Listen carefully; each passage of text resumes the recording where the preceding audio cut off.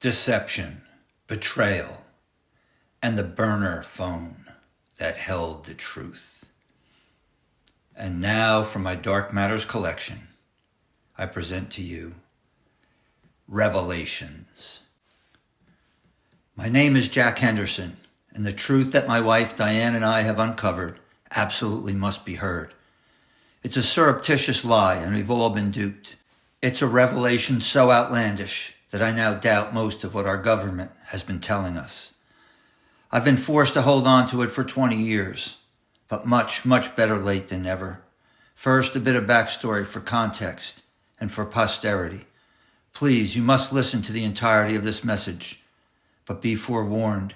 You do so at your own risk if you decide to copy this and pass it on. Diane and I remain hopeful that you will do the right thing. During the thermonuclear conflagration of 2056, Earth's population was decimated, and much of its surface was reduced to a radioactive wasteland. It took many, many, many decades for the human race to fully recover from near extinction. Thanks to some critical foresight, many of our best technical experts, scientists, engineers, doctors, architects, construction specialists, and teachers were protected in our array of strategic nuclear bunkers. This allowed the global governing body to develop a series of technologies required for adaptation in a post-nuclear world. Hence, 4 critical interventions were developed to salvage human existence. It took over a century to tweak and fine-tune these programs as Earth's population rebounded and endemic radiation sickness and widespread starvation were ended.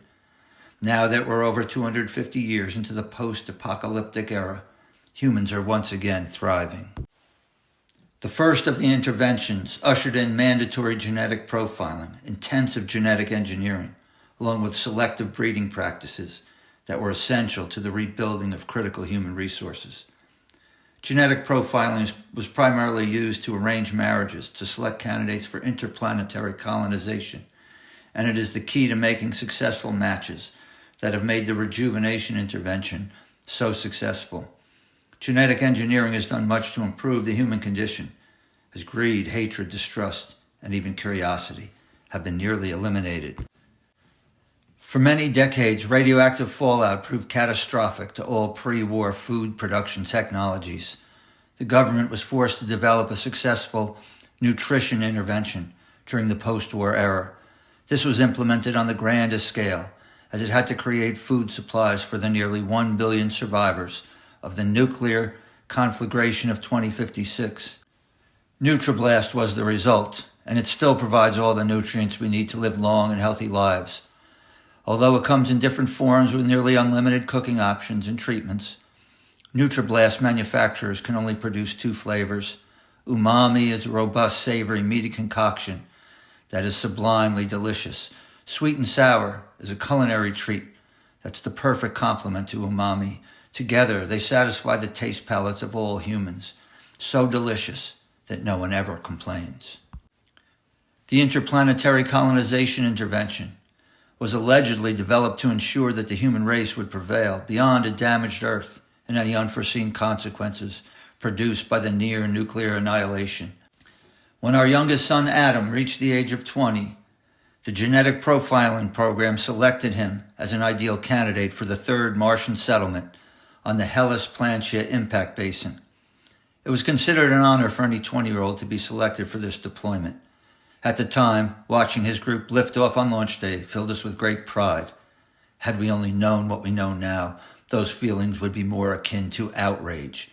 To make matters worse, Adam is our 23rd offspring who's been placed into the so-called interplanetary colonization program.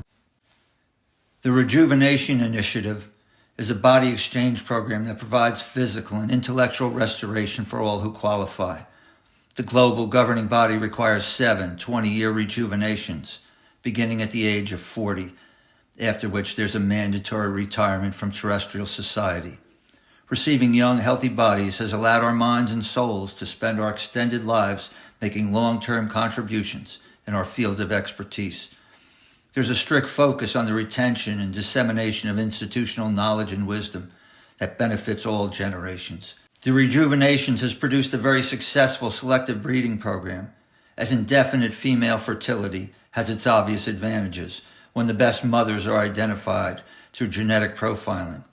For select parents like us, the government birthing requirement was a minimum of 32 offspring, not as hard as it sounds when you get 7 extra 20-year-old bodies. When Diane and I emerged from our rejuvenation pods for the 7th and last time, she stood slack-jawed, shaking her head in shock. One look in the mirror and I understood.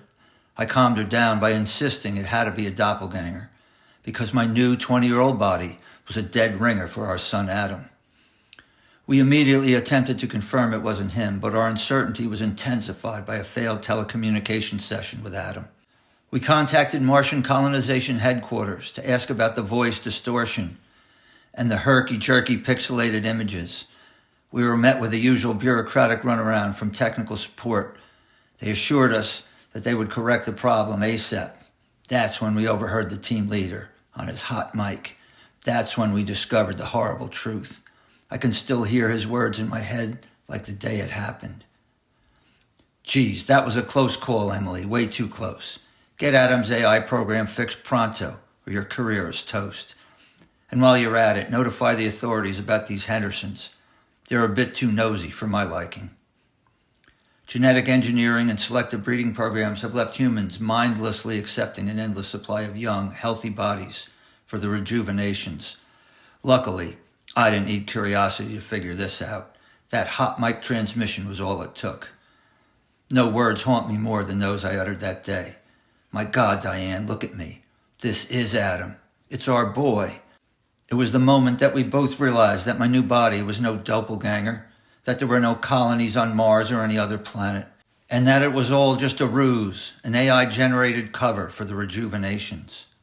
And of course, it led to obvious complications when it came to romance, especially from Diane's standpoint.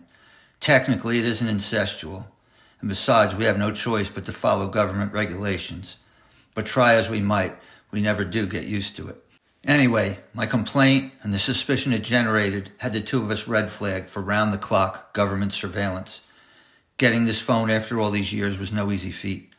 Getting this to those who need to know will be even harder, but we're determined to make it happen.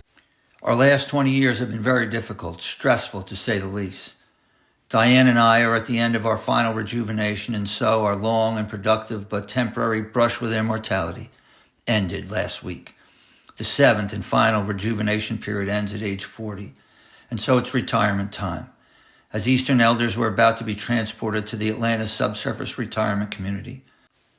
Global governing rejuvenation law prohibits any contact with terrestrial Earth. Getting this voice recording to those who need to know hinges on the success of my rather risky plan, keeping my fingers crossed. Our final 40th birthday party was a traditional send-off that neither of us looked forward to, as the sight of Adam's now 40-year-old body left us disturbed and disillusioned, yet even more determined to let the world know. The celebration of 180 years well spent in 8 different young, healthy bodies had lost all meaning for me and Diane. As I speak, the Atlanta subsurface retirement community lies just ahead. We can see submersibles filled with Eastern elders in a line of undersea traffic. Diane and I are now disembarking from our craft through the watertight transfer dock at what promises to be our final but spectacular new home on the ocean floor. We're now being herded onto a mechanical walkway. They've sorted us by gender. I'm in a group of maybe 200 elder men. Diane's on a parallel conveyor packed with elder women. Very industrial features. We're approaching a set of doors. It looks like we're headed for the dining halls. We're advancing toward the door labeled umami meals. Elder women are moving slowly toward sweet and sour meals. We're closing in now. I find Diane, I give her a quick wave to get her attention, and I mouth the words, "See you soon, Dee. I love you." Entering the dining hall, the delicious scent of savory umami is wafting over us, but I sense that something is not quite. I feel strange, suddenly tired, lethargic, weak. Many elder men are collapsing. My eyes are heavy. My breath is short. Not sure how much longer. My God, this is no dining. It's no dining hall. They're not feeding us. Fitzsimmons turns off the phone, a bit shaken, but alerted by what he had just heard. Smitty, you know government-issued phones are confiscated before elder shipments. Any idea how this joker got a burner? No idea, boss. Good thing I caught him on the conveyor before he hit the slicing station. Stopped the line for a bit. Literally had to pry that phone from his cold, dead hand. Lucky for us, I'll notify authorities ASAP. Hopefully he was a one-off. Excellent work, Smitty. Now get back to your grinding station. That umami NutriBlast sure isn't going to make itself. Thanks for listening.